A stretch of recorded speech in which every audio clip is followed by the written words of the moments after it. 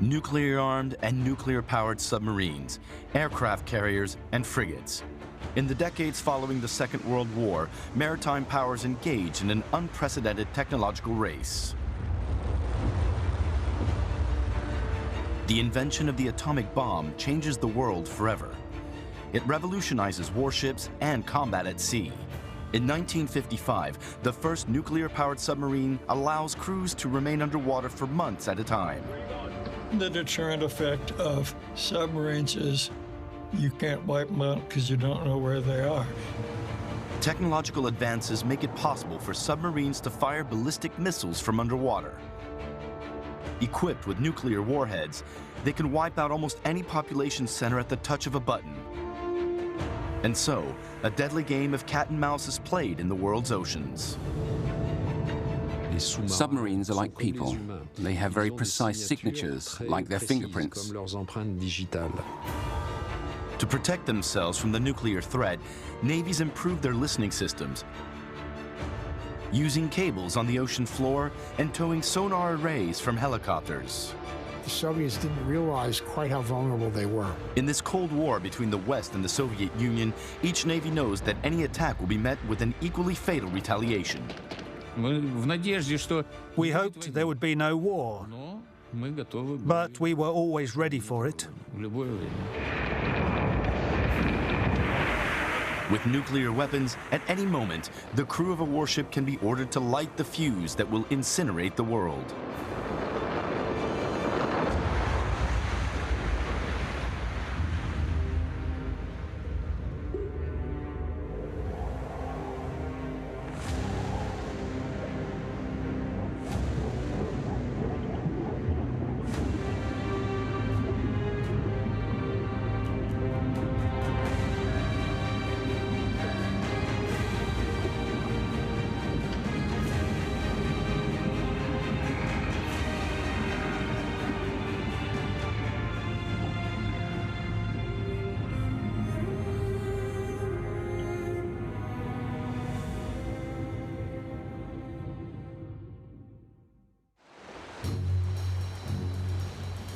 March 1945, somewhere in the South Pacific.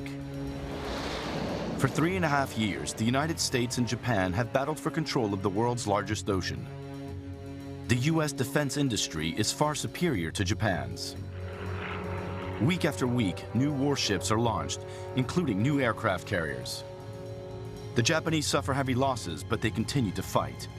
The Americans believe they will have to invade and conquer Japan to end the war. The first target, Japan's southernmost island, Okinawa. Marine Edgar Harrell is part of the attack. It was at Okinawa that we were preparing the beachhead for them to land, but at Okinawa, we were in Japan's front door, and everything that they could throw at us, they would.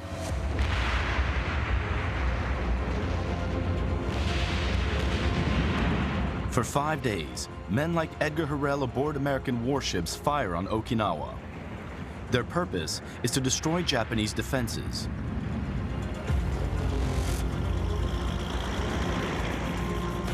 On April 1st, 1945, U.S. soldiers stormed the beaches of Okinawa.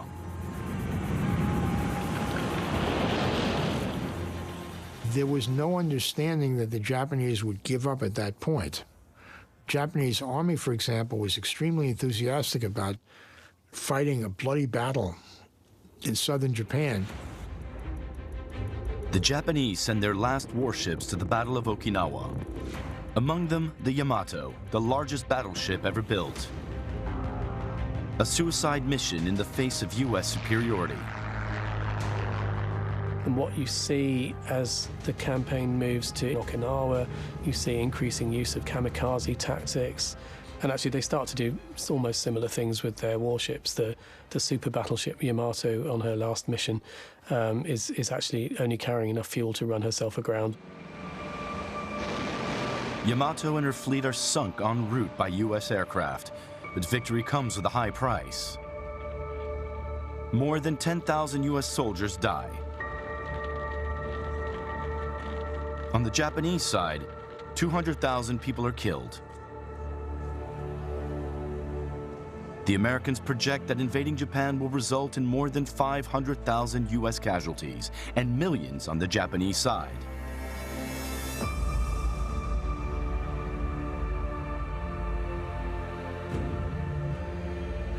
The invasion is to be carried out in two stages. The first, Operation Olympic, in November 1945, provides for the landing of 1 million GIs. A second, even larger attack is planned for May 1946. The target, the capital, Tokyo. In July 1945, USS Indianapolis heads west from San Francisco with Edgar Hurrell aboard. We knew that our purpose in going to the Philippines was to invade Japan. We were going to land 2 million troops on Japan. Great Britain maybe would join us with 1 million. En route to the invasion fleet, the Indianapolis delivers a top-secret cargo. What Edgar Hurrell doesn't yet know is that the metal container he has been guarding will make an invasion unnecessary. For years, U.S. researchers have been working on a new, top-secret weapon, the atomic bomb. Indianapolis has just delivered the final components to the Pacific. It will be used to force Japan to surrender. The atomic bomb is nicknamed Little Boy. Inside it fires a ring of radioactive uranium at a cylinder, which is also made of uranium. On impact, a chain reaction is set off. Uranium atoms decay at high speed, releasing large amounts of energy.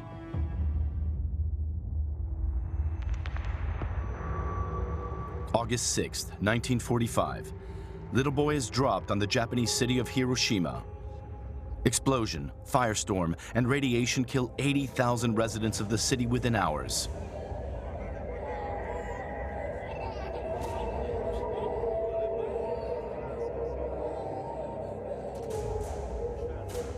Three days later, a U.S. plane drops a second bomb on Nagasaki.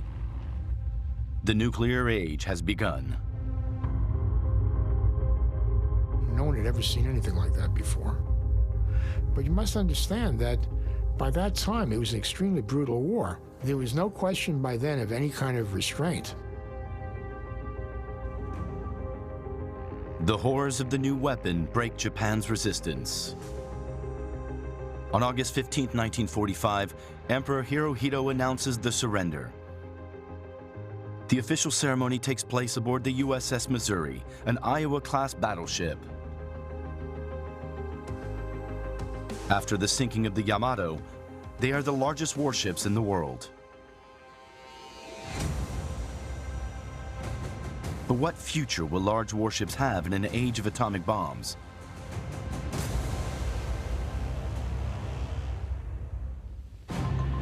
Across the Sea of Japan, Soviet leader Stalin, America's tenuous ally, ponders that very question.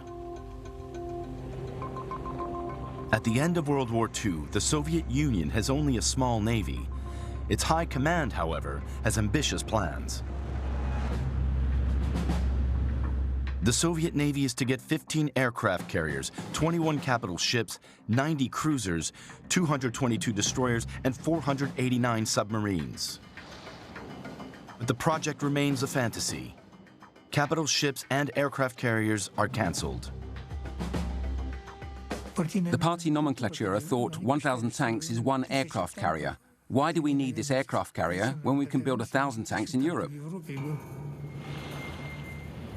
Instead, Soviet shipyards focus on building smaller warships, especially submarines. Meanwhile, the U.S. Navy faces tough choices. During World War II, it had more than 6,000 ships. How many will it need in peacetime? And how will nuclear weapons change modern naval warfare?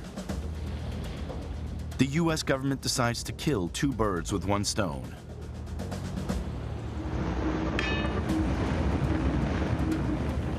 In July 1946, the Navy gathers 95 obsolete warships at Bikini Atoll, a remote coral reef in the Pacific.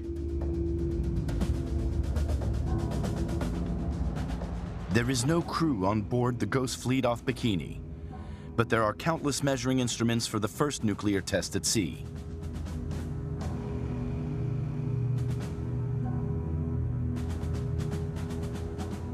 The test is widely announced in the press and is also filmed. It is a calculated demonstration of American power.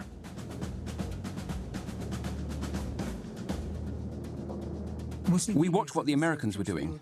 They brought former German and Japanese ships, their own aircraft carriers, cruisers, battleships. Animals were left there and experiments conducted on them.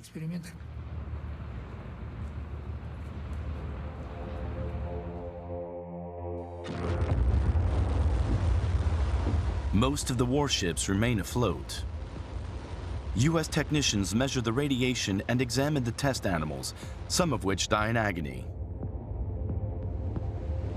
No human aboard, no matter how deep inside the hull, would have survived long. The tests send a clear signal. A war against the USA, the only nuclear power, cannot be won. On April 4, 1949, the U.S. government and 11 other states signed the North Atlantic Treaty. NATO is born. An attack on one treaty state will be considered an attack on them all. The U.S. pledges to defend Western Europe with nuclear weapons if necessary. NATO's implicit adversary is the Soviet Union, which is pouring large sums into nuclear research. The Soviet Union's atomic bomb was created. There was an arms race, and instead of rebuilding the country, we spent billions. That was the situation. On August 29, 1949, the first Soviet bomb was detonated, RDS-1. From now on, an all-out conflict between the superpowers would be a nuclear war. The U.S. Navy is regaining strategic importance. In a conventional war against the Soviet Union, it would have to keep sea routes open for U.S. convoys, as it did in World War I and World War II. Once again, the greatest threat to these supply routes comes from underwater. In 1945, the Soviet Union captured several modern German Type 21 submarines. Hitler's wonder weapons now serve as the blueprint for a new Soviet submarine fleet. It was quite a revolutionary project when it appeared in 1945, but the Germans didn't have enough time. It was a submarine that had a high speed underwater, which exceeded the speed of anti-submarine surface ships. They couldn't catch up with it. The Americans secretly counter with revolutionary technology. They can locate submarines from a great distance using sound waves. The system is called SOSUS, Sound Surveillance System. It monitors the ocean with highly sensitive microphones. In 1951, the U.S. Navy begins building a network of SOSUS stations that cover thousands of square miles of oceans. The idea is to be able to locate and track any Soviet submarine. Submarines still have one major weakness. They need air for their engines and must surface regularly. In 1955, the USS Nautilus is commissioned, the first nuclear-powered submarine. Electricity from its reactor powers the sub's engines and generates oxygen for the crew. The first nuclear submarine can stay underwater for weeks. The Soviet Union follows suit in 1958. K-3 is the first Soviet submarine with a nuclear reactor. Its double hull is a further development of the German Type 21 submarine. The inner hull withstands large water pressure. The outer hull is streamlined for maximum speed underwater. At 30 knots, or 56 kilometers per hour underwater, K-3 is faster than any U.S. submarine. But K-3 and other Soviet nuclear submarines are very noisy, even louder than older submarines still running on diesel. It turned out that the arrays could pick up nuclear submarines more easily than diesel submarines. So as the Soviets modernized the submarine force, actually we did better tracking it. And because this was very secret, the Soviets didn't realize quite how vulnerable they were. In the early 1980s, the Soviet Navy finally learns about the American monitoring system. Until then, Soviet submarines operate unsuspectingly off the U.S. coast. They spend a large part of their deployment getting to and from their targets. The home bases of the Soviet submarine fleet are Kamchatka, Vladivostok, and on the Kola Peninsula. Much closer to the area of operations is a secret naval base being established in the socialist sibling state of Cuba, just 100 kilometers off the U.S. coast. Cuba plays a key role in Soviet strategy in the early 1960s.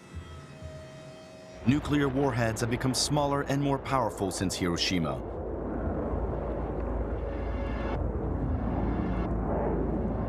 Nuclear-tipped missiles achieve destructive power many times greater than the bombs of 1945.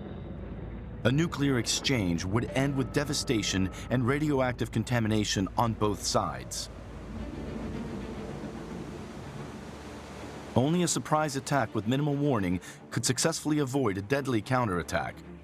The Soviet Union secretly sends ships with nuclear missiles to Cuba. On October 16, 1962, U.S. spy planes discovered the launching pads. The secrecy is actually what causes the crisis. Because probably if it had been more open, the United States would have been embarrassed, but it would have been acceptable. Good evening, my fellow citizens. This government has promised to halt this offensive buildup. On October 22nd, President Kennedy informs the U.S. public of the threat of Soviet missiles in Cuba. In response, he announces the U.S. Navy will establish a naval blockade against Cuba.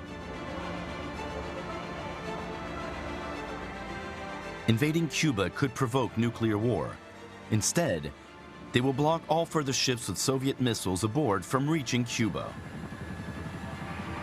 But what if the ship doesn't stop?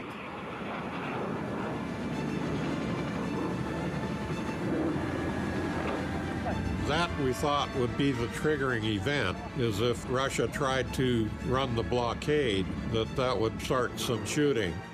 And of course, the missile aspect added a dimension of fear, to everyone. If we get into a shooting war, it may not last very long, when the mushroom clouds start growing on the landscape. When the Cuban Missile Crisis erupts, 21-year-old Tanis Watson is an officer cadet in Florida. He trains to arm aircraft on aircraft carriers. In the event of war, this would put him on the front line. For 6 days, Tanis waits for the order to deploy. For 6 days, the world stands on the brink of nuclear war. A quarter of humanity could die within hours. On October 28, 1962, Khrushchev agrees to withdraw his missiles.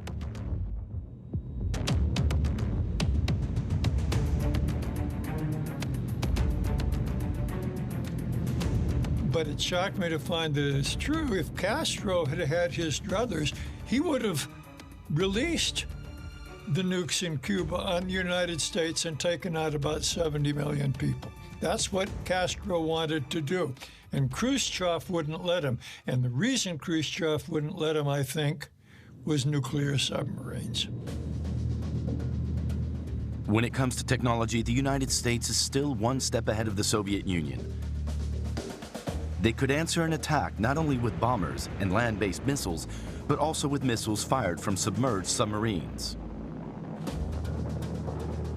Even if the Soviets had destroyed the United States from Cuba, each of these submarines carries 16 nuclear missiles.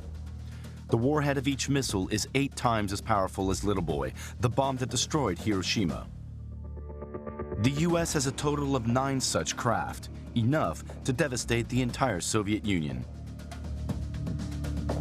Nuclear submarines give added possibilities, and also they're very difficult to counter. So a lot of effort goes into what do you do about nuclear submarines on the enemy's side, and that's a difficult problem. The Soviet Union invests heavily in measures to defeat America's invisible nuclear submarines. The best way, it seems, is specially equipped attack submarines. They patrol areas where enemy submarines are suspected. They are equipped with highly sensitive hydrophones.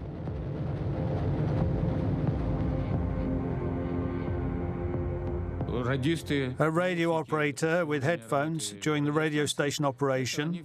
They listen to the sea, as it is called, for 4 hours. They listen to the surf, the noises of different types of fish, whales, orcas, surface ships, and submarines. Volodymyr Golovanov has been in the Soviet Navy since 1964. He follows in the footsteps of his father, who served on a cruiser. But Volodymyr is drawn to the new attack submarines. Training is done in new types of simulators. Once a week, we came to the training center, went into a torpedo attack on a probable enemy. In other words, we were given, say, a submarine. We had to detect it. We detected it on the simulators, then we maneuvered it, prepared torpedoes, fired at it. We were given grades, either 2 or 5, depending on the results. The U.S. is working to make its submarines ever quieter, especially the so-called boomers, submarines with nuclear missiles. Boomers are assigned a large sea area as a sector. Even their own high command doesn't know exactly where the boats are. With their reactors on lowest power, they can drift silently in the water and are almost impossible to detect. Comparable Soviet boats with missiles do not yet exist, but there is a kind of intermediate solution. It was the 675 project, the first generation with cruise missiles. And how can I put it? When I went to sea, I felt that I was in my element. This was my life on nuclear submarines. The inner fuselage of Project 675 contains the crew and the reactors. The outer hull is optimized for speed and carries 8 launchers for nuclear-armed cruise missiles. Range, 450 kilometers, enough to hit New York City from the sea.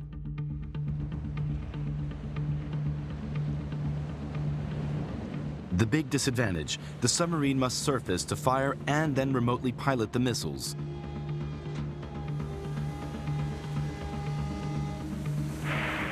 During this phase, the boat and crew are easy prey for minutes, for example, from aircraft. We felt like kamikazes. We were on the surface for maybe 10 minutes. In those 10 minutes, they were able to destroy us because we were in active mode, sending information to the missiles. In addition to nuclear submarines, the U.S. Navy is also creating new aircraft carriers. Ships that, quite unlike the mostly invisible submarines, visibly demonstrate a nation's power to any adversary. The new carriers are powered by steam turbines, but armed with nuclear weapons. The Navy recruits volunteers with promises of supposedly luxurious accommodations on board. Throughout the ship, over 3,000 men live and work in the rhythm of the ship's 6 watches. And from watch to watch, the everyday business of working and living goes on like in any smalls. Except, we ain't got dames. The Navy is planning even larger nuclear-powered carriers. Development cost $500 million. USS Enterprise is commissioned in 1961.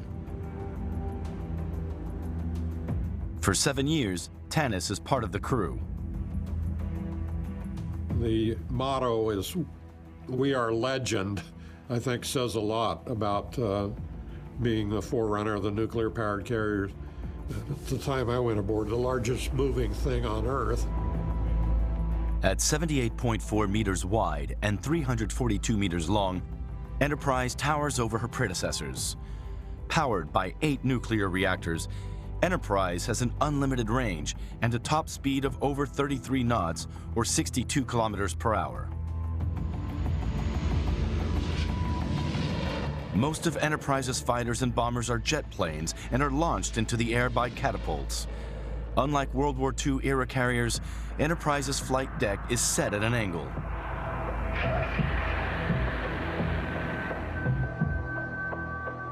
An older aircraft carrier's planes took off at the bow and landed at the stern.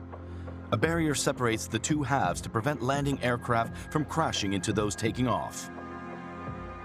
The angled flight deck means that takeoff and landing are separate. To land, carrier airplanes have a hook in their tail, with which they catch arrestor wires strung across the flight deck. If a pilot misses the wires, they boost their engine, take off again, and make another approach. On January 14, 1969, Enterprise is scheduled to conduct an operational readiness exercise. It is to launch as many aircraft as possible as quickly as possible. The planes are brought into position by so-called huffers, powered by miniature jet engines whose exhaust gases are very hot.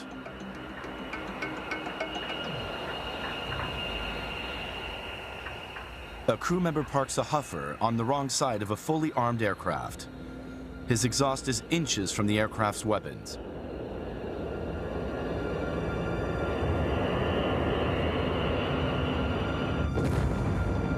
At 8:18 a.m., an explosion happens. The plane's fuel tank catches fire. Enterprise's flight deck turns into an inferno.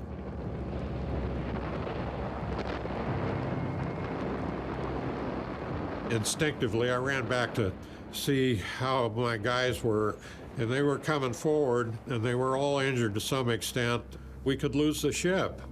We had some bombs punch holes in the flight deck. We're talking about 3 inches of armored steel, you know. And then bombs were dropping down into the compartments below and exploding down there. Fire closes in on Enterprise's nuclear reactors. If fire and explosions overcome the protective steel doors, nuclear catastrophe threatens. The nearby coast of Hawaii could be irradiated. Whether nuclear weapons are also aboard the Enterprise at the time of the accident remains a secret to this day. I don't know if I can discuss that. Certainly it had the capability, and the aircraft we had the capability. I gathered up what crew I had left that was around. Some of them had already started manning fire hoses. 4 frantic hours later, the crew has extinguished the flames. The USS Enterprise has lost 15 aircraft and 28 men. After repairs, Tanis Watson and the rest of the crew are sent on their scheduled combat mission to Vietnam. Here, the Americans and Soviets are fighting a proxy war.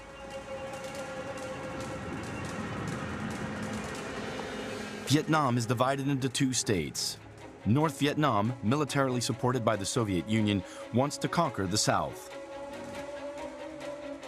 The Americans want to prevent that and send soldiers, Air Force, and the Navy. Aircraft carriers like the Enterprise serve as platform to launch aerial attacks. And so we were bombing their facilities, their routes, the trucks that we found on the roads, if there were any roads, and the trails. A lot of it was transported by water buffalo and, you know, pretty primitive methods. But our role out there was to deliver ordnance on targets. Tanis Watson loads U.S. bombers for airstrikes every day. But it soon becomes clear the war cannot be won from the air. The key is to have boots on the ground to have superior mobility. With helicopters and fast boats on the many rivers of Indochina, the U.S. Navy does have powerful warships for the sea, but it is not equipped for this task.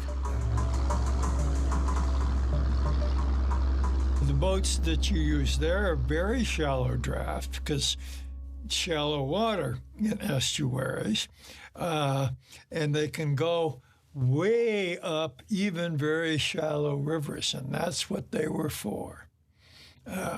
You know, aircraft carriers can't do that. A new type of warship is designed. Officially, they are called Patrol Craft Fast. The soldiers call them swift boats.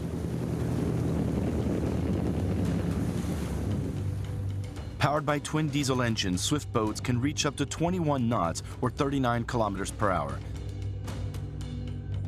Their thin aluminum hulls are lightweight with shallow draft even for small rivers. They offer almost no protection. Their only defense is firepower.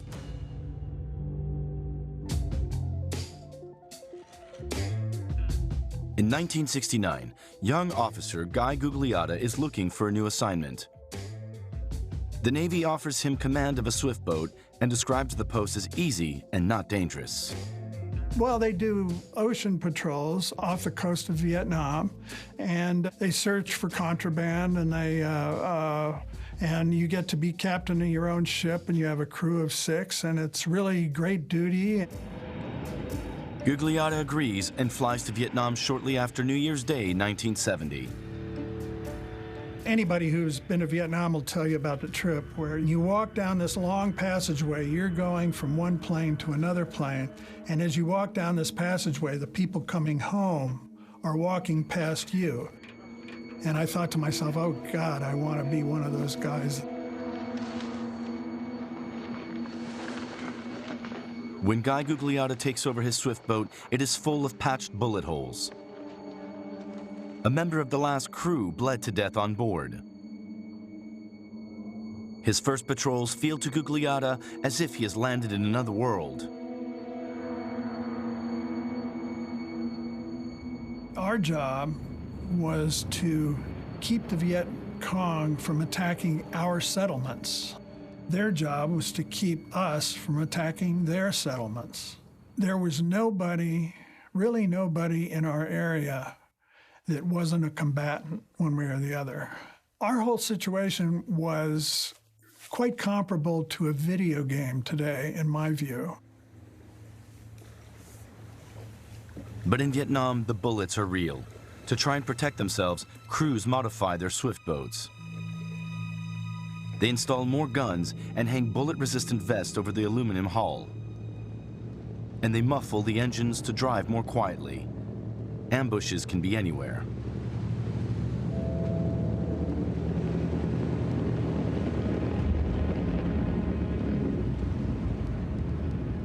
This video game that I'm talking about, they know they get one shot, and then they gotta go. We know that if they blow it, then we got a shot. May 16, 1970, in the Mekong Delta. Guy Gugliotta's swift boat is under fire. He manages to steer his badly damaged boat to shore. The crew fires back until the enemy retreats.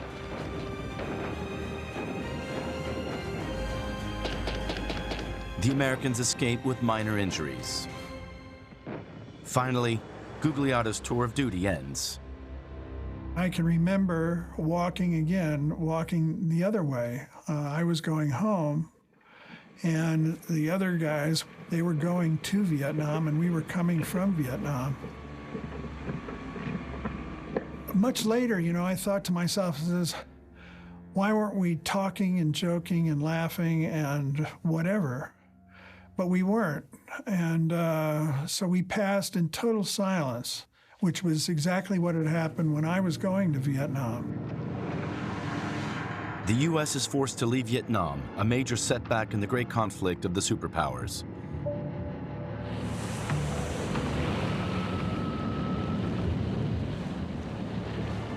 July 4, 1974, the Pacific Ocean, 2,700 kilometers northwest of Hawaii. The research vessel Glomar Explorer collects mineral nodules from the ocean floor. That's the official story. The real mission? To find a sunken nuclear submarine. When a boat dies, K129, she sank at a crazy depth. The accident happened because of what? Liquid fuel spilled, which means it's poisonous, acid. There's no way to close it because it eats everything. The boat sank. It's as simple as that. The Soviet Navy does not know exactly where its nuclear-armed submarine sank. The Americans, however, have recorded K-129's death throes with their SOSUS system. The CIA-contracted Glomar Explorer lowers its grappling arm 5,000 meters into the Pacific. It is able to recover parts of the sunken boat, possibly nuclear missiles, and 6 bodies. A video of their burial at sea is handed over to the Soviet Navy.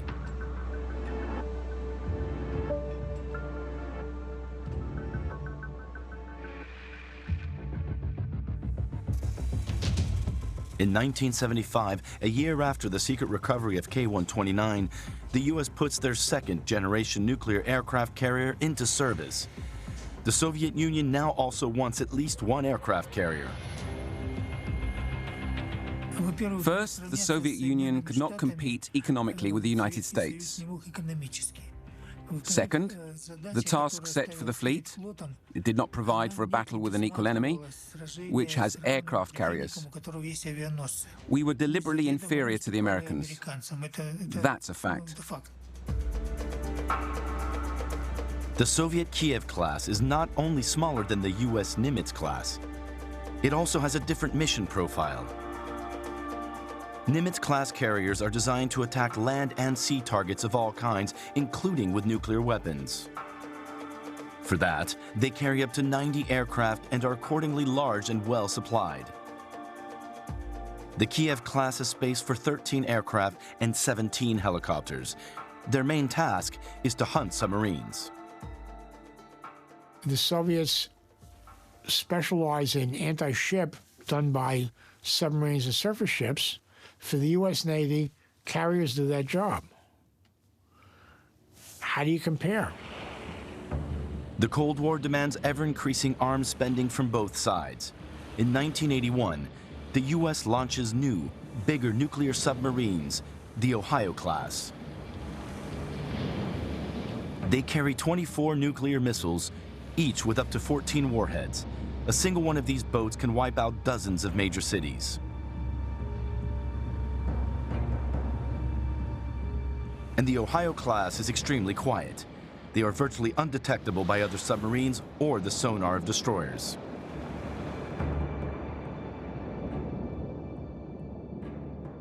The deterrent effect of submarines is you can't wipe them out because you don't know where they are. And I promise you, some of them are really close. In 1979, Volodymyr Golovanov is given command of a Type 667 BDR submarine, the Soviet Union's most advanced missile submarine. Under its distinctive hump lurk 16 missiles, each with up to 7 nuclear warheads. Steam launches the missiles from underwater. The resulting pressure propels the missile out of the launch tube, out of the water, and into the air. As soon as it has left the water, the rocket's engines ignite. R-29 type missiles orient themselves to 2 coordinates, target and current position. Cameras are used to determine the position in flight. They detect certain stars and enable an exact course calculation. If the stars are positioned differently than programmed, the rocket knows that it must correct its course.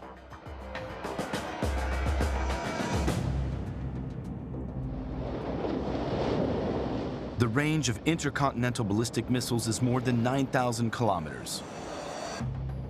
Soviet submarines can hide under the ice of the Arctic and from there attack any point in the Northern Hemisphere. Commander Volodymyr Golovanov knows that each mission can be the last. I knew that I was going out to sea. I said goodbye to my family, and I went out to sea. But we were to be back in 90 days, and that's all. We hoped there would be no war, but we were ready to use weapons at any time. U.S. allies are also joining in the dangerous missile submarine race. France has its own nuclear submarines and sophisticated technology for detecting and fighting enemy submarines.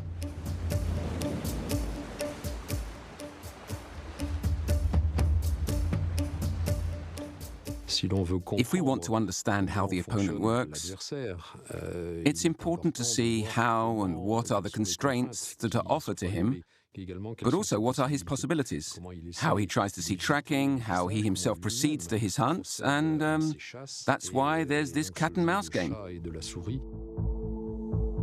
Like his father and uncle before him, Loic Raffaelli serves in the Marine Nationale. During his training, he specializes in anti-submarine warfare. To hunt down Soviet submarines while protecting their own, the French built a new kind of ship in 1979.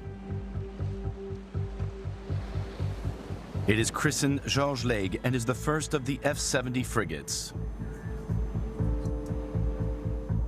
The first time I had contact with F-70, I was coming out of this specialty school. In this phase of commissioning, since it was the end of the construction of this ship, there was quite a lot of fine-tuning to be done. Submarine hunters like the F-70 are equipped with highly sensitive underwater microphones.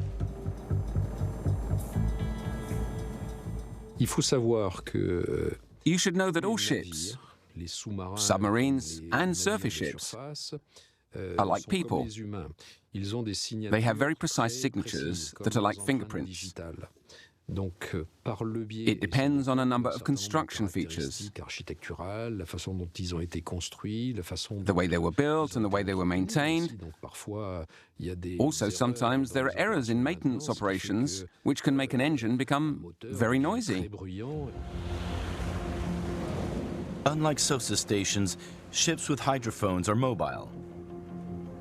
But they themselves also produce numerous sounds that could help a submarine remain undetected.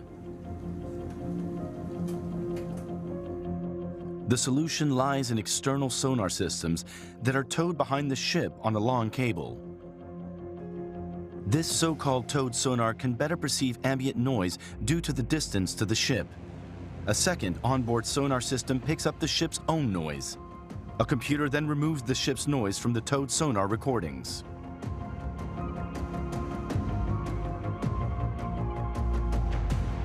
If an enemy submarine is detected, a frigate like Loic Raffaelli's can send out its helicopter. It carries sonar systems that can be dropped into the water to locate enemy submarines without being hampered by the ship's own noises.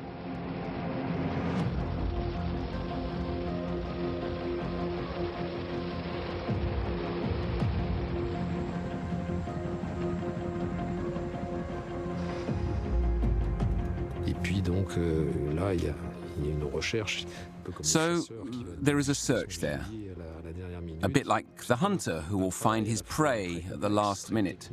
It's very complex work, and also very technical, and also very exhilarating, because the attention of the whole ship is concentrated on this mission. In the water, on the water, and in the air, the importance of submarines and helicopters and aircraft to naval forces continues to grow. To counter the dominance of U.S. aircraft carriers, the Soviet Union also relies on land-based naval aircraft.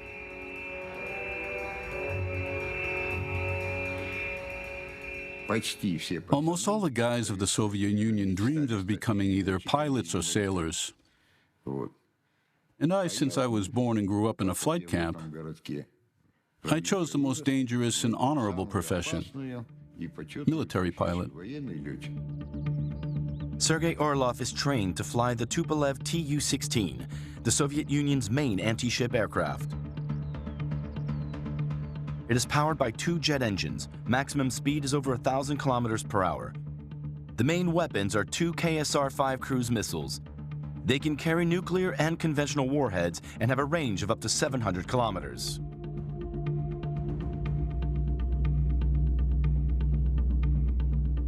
The cruise missiles approach their target in a dive at 3 times the speed of sound.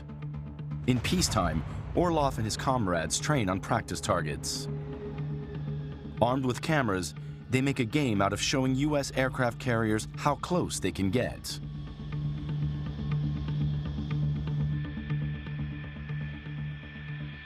We dropped by 30 meters, literally just above the waves.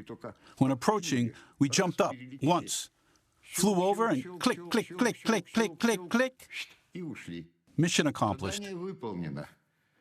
Immediately, all these pictures are sent to Moscow. They were surprised.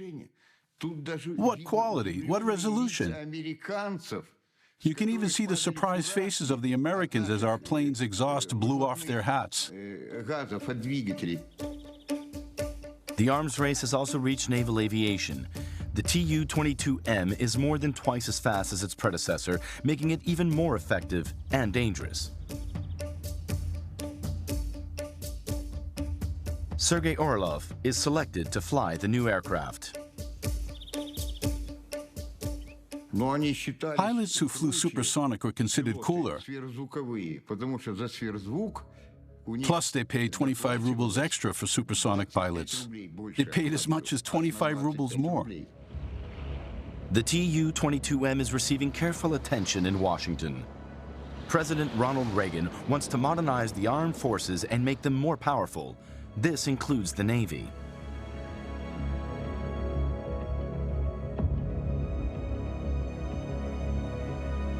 And the theory was that Congress would buy about 20 ships a year. And ships could last about 30 years, so that's 600 ships. The Soviet Union must realize that it can no longer keep up this arms race. It has long since ceased to be a question of winning a war. Both sides have so much nuclear firepower that they can destroy the enemy several times over. This balance of terror has guaranteed decades of peace. But at the end of the 1980s, the Cold War is thrown off balance and brings the world to the brink of the abyss. Tanis Watson serves on U.S. aircraft carriers for 17 years. Guy Gugliotta becomes a reporter and book author. Volodymyr Golovanov leaves submarines in 1990 to become an instructor for political officers. Loic Raffaelli is promoted to Admiral in the Marine Nationale. Sergei Orlov becomes a test pilot for the Antonov Aircraft Works after his regiment is disbanded. Edgar Harrell is the last surviving Marine of USS Indianapolis.